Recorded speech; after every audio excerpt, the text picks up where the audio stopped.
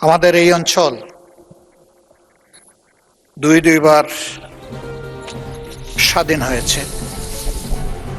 47-এ একবার, 23 বছর পরে আবার মহান মুক্তিযুদ্ধের মধ্য দিয়ে দ্বিতীয়বার।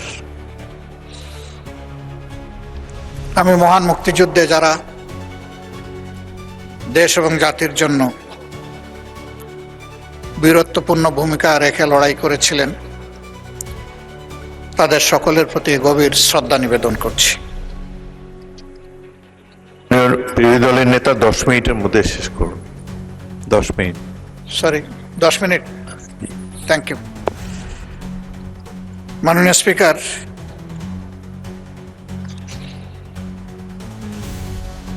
এই সময় যে রক্তক্ষয়ী যুদ্ধ হয়েছে,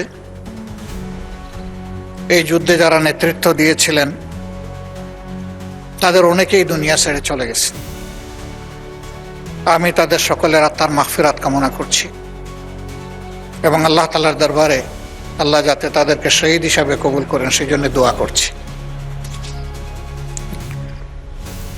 দেশ স্বাধীন হয়েছে, বুক ভরা আশা নিয়ে মানুষ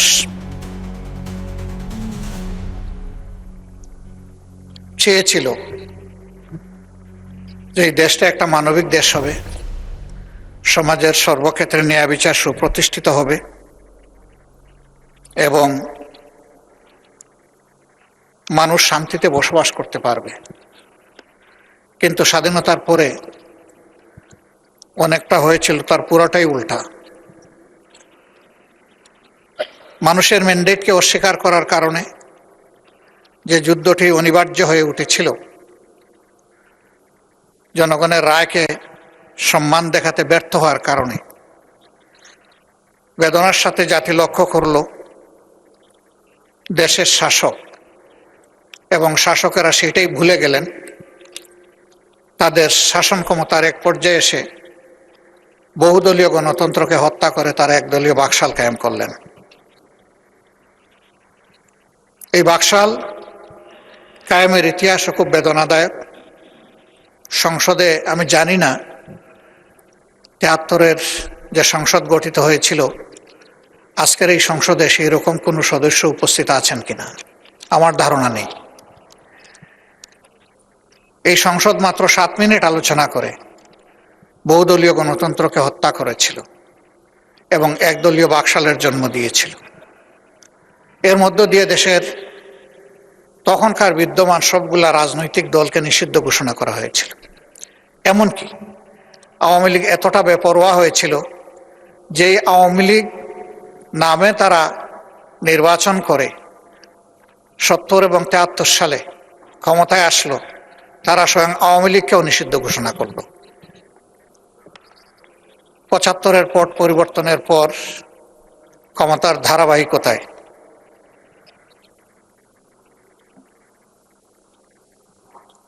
মরহুম প্রেসিডেন্ট জিয়াউর রহমান, আল্লাহ তাআলা তাকে শাহাদতের উত্তম মর্যাদা দান করুন, তার হাতে নিঃসন্দেহে বহুদলীয় গণতন্ত্র ফিরে এসেছে,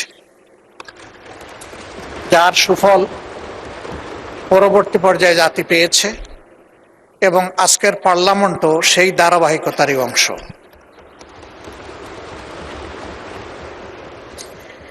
তিনি জনগণের মনের ভাষা পড়তে পেরেছিলেন।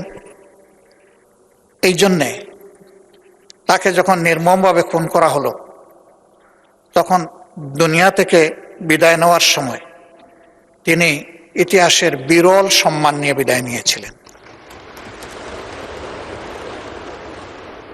আমরা তখন মেডিকেল কলেজের ছাত্র, আমরা দেখি নাই উনি কোন দলকে প্রতিনিধিত্ব করতেন।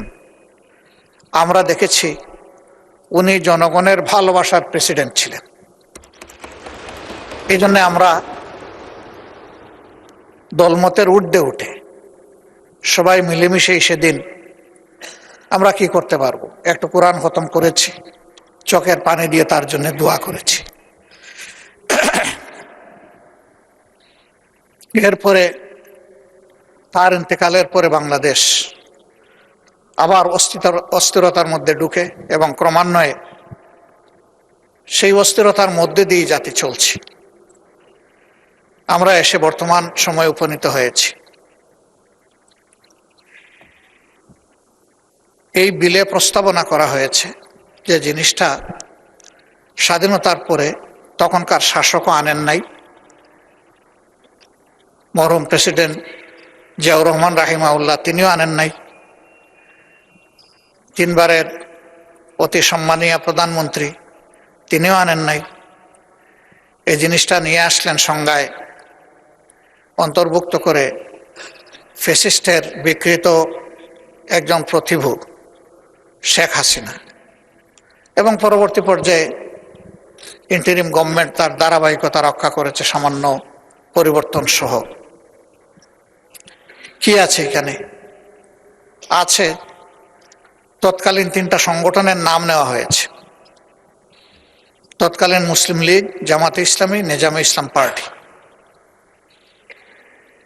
পাক সেনাবাহিনীর সাথে আরো কিছু এনসিলারি ফোর্সের সাথে তিনটা রাজনৈতিক দলের নাম এসেছে, এবং বর্তমান উপস্থাপনায় বা প্রস্তাবনায় তৎকালীন এই তিন সংগঠনের কথা বলা হয়েছে। আল্লাহ ভালো জানেন 71 সালের এই চরম সময়ে কার কি ভূমিকা ছিল। আল্লাহ তাআলা তার নিখুঁত পূর্ণাঙ্গ একমাত্র সাক্ষী, বাকি আমরা যারা আছি তারা আংশিক সাক্ষী, কিন্তু আল্লাহ তাআলাই পূর্ণাঙ্গ সাক্ষী।